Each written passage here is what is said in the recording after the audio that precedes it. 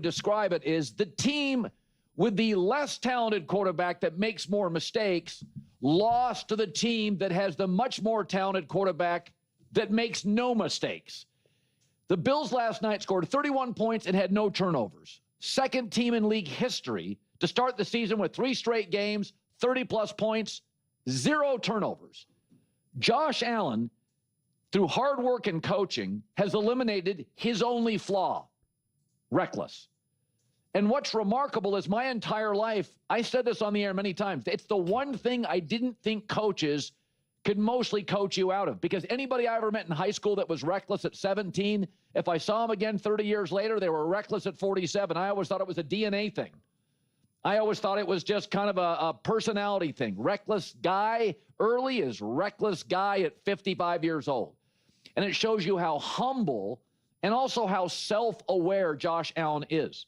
Since the start of last season, 48 touchdowns with Josh Allen, 8 giveaways. The Bills have not lost the turnover battle in a season and a half, 25 games. I mean, and he doesn't play favorites. Everybody eats. 9 different guys caught passes. I mean, I loved Andrew Luck, and we all love Brett Favre. You couldn't get the reckless out of them. I mean, Matt Stafford, the year he won the Super Bowl with the Rams, did you know he led the NFL in interceptions? Eli Manning twice beat Tom Brady. 3 times he led the NFL in picks.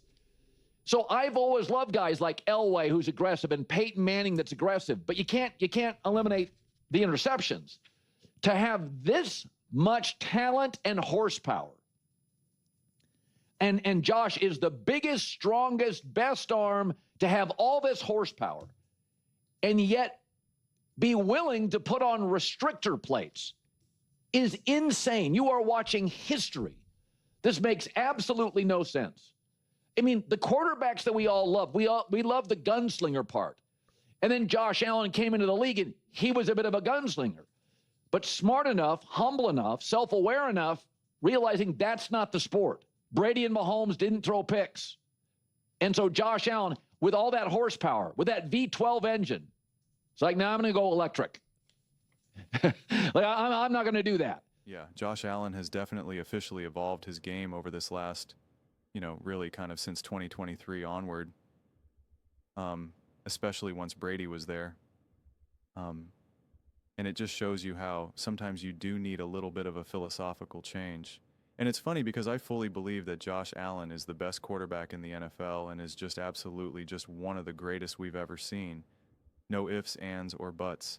And for me, when I always talk, when we talk about quarterback list, people will often ask me, oh, what's your top 5? What's your top 10?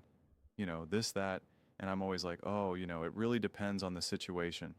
Do you have a terrible team? Do you have a great team? Do you have a great coach, a bad coach, a good O-line, a bad O-line? Like it all depends. And one of the things that I used to say is, listen, if you have like an amazing team, stacked roster, stacked coach, great defense, et cetera, I was like, yeah, you could make the argument, even though that I think Josh Allen is better than Patrick Mahomes and does more, you would feel better having Patrick Mahomes there because he's kind of shown that he can also manage games really well.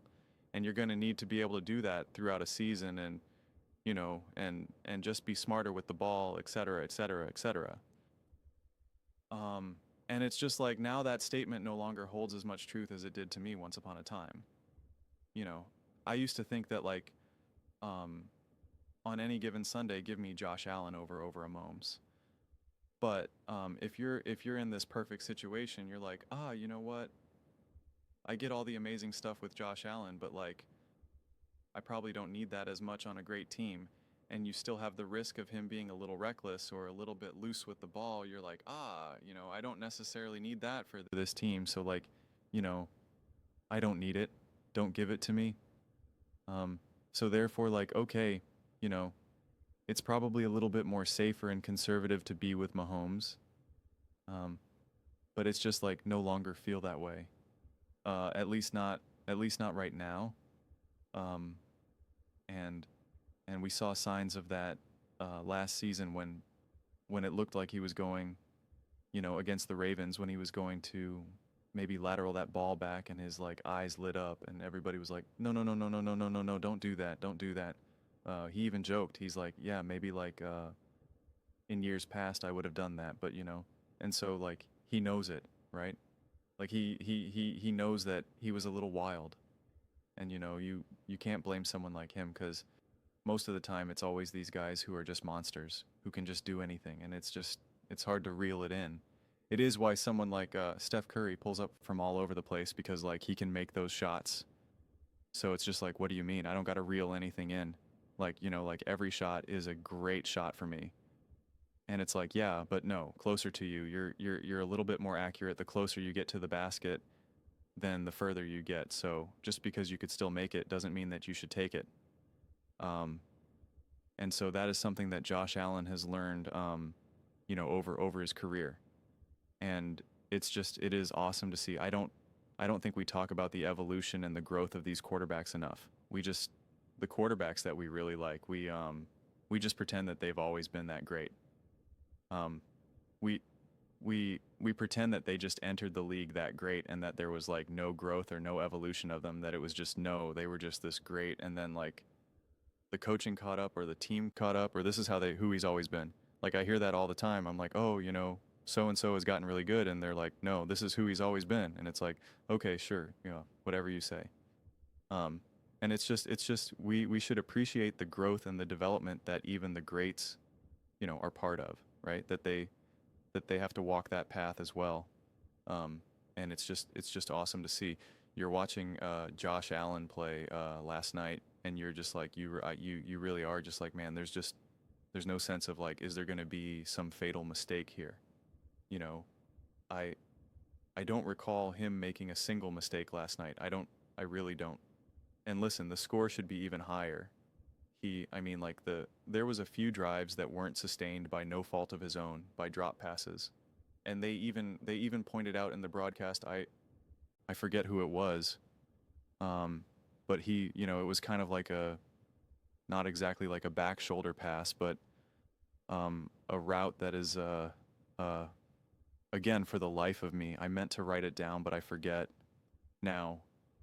Um, where he's going back to the ball and it just hits him right in the hands, and he just drops it, and then that now you don't convert, and it's just like those are the plays that you need to come up with consistently and reliably. I mean, even the one touchdown pass to Kincaid that was dropped, I mean, you're just like, this is as perfect of a pass as it gets. And unfortunately that the Bills and Josh Allen are good enough that they can have some of those moments. But like if they clean those moments up, they're putting up 40 plus points a game with ease. And so, a game like this shouldn't have been as close. And listen, Tua gets a lot of heat. Two is actually a good quarterback. Like he really is. He's a really good quarterback. Is he Josh Allen? No, he is far from Josh Allen, but he's no scrub. And McDaniel's a good coach, and they got Tyreek. Like they got pieces there. So you know that this offense was always going to have some levels of success. And so it's not like you could just say like, hey, the score should be 31-3. And it's like, no, that's not fair. And then it's funny because I saw this one graphic going around about what Daniel Jones did, and this is what Josh Allen did. And it's just like, there's just different ways to win games, and not every game is now just going to be throwing for 400 yards and rushing for 80 and 5 touchdowns. Like that's not what every game calls for. And that's great.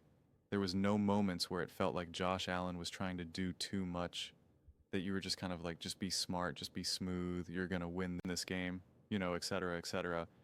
But to be fair, if it wasn't for that punt, for the running into the punter, the interception by Tua, like there were moments that this game could have been lost. A team that was a little bit more disciplined in the Miami Dolphins and executed just a little bit better, they could have at least tied this game or maybe even won this game. And that is something that I think it's important to point out. And even a team and a quarterback who I obviously have an insane belief in, it's it's always important for me to point that stuff out and to not just be like, oh, they won 3,121. They're unstoppable. Let's go. Let's go. It's not how I operate.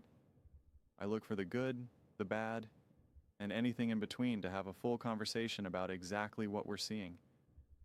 And that is just things that you want to clean up, because against better teams, you'll potentially pay the consequences for that, you know. And the Bills are too good to allow some of those things. So when you combine a couple drop passes that stall drives, because there was like I think 3 drives in a row that they were either like 3 and out, or like they had like a first down and then had to punt, and you're just like, there's no reason for this to feel stalled right now. There's no reason for it. And it wasn't bad play calling. It wasn't bad execution. It was just like they weren't coming up with the passes, and with the catches, excuse me. And you're just like, this shouldn't be. And unfortunately, the way how football works is that a lot of times it is just, you know, one catch, one pass, one play that then stalls out a draft. Sometimes if you have 3 downs to first, second, and third, sometimes you really only in those 3 downs get one nice play, nice pass that you can now either take a big chunk and get 8 yards or a full first down, whatever it may be. Sometimes it's there and you have to come up with it. It's just the difference between now converting that down, now becoming second and 2, third and 1, or punting, and now the difference between catching that ball and punting is now the difference between getting a touchdown or a field goal and punting. Like it's just it's there's only so many opportunities in a game to reach the goal that you're trying to achieve, and when you don't come down with them, it hurts a lot more than I think than we often ever give it credit to. A lot of times in sports, you can always be like, it's all right, shake it off, next play, and you do have that in football, no doubt. But the opportunities when compared to, say, a basketball game are just so much more limited. And sometimes that little drop pass just for 8 yards, it really is the difference between winning and losing. Even though it was in the first quarter, was really the difference between scoring and a touchdown, that drive. Even though it was only on first down, it was like, yeah, but we got second down and third down. You got to find a way to convert on second and third.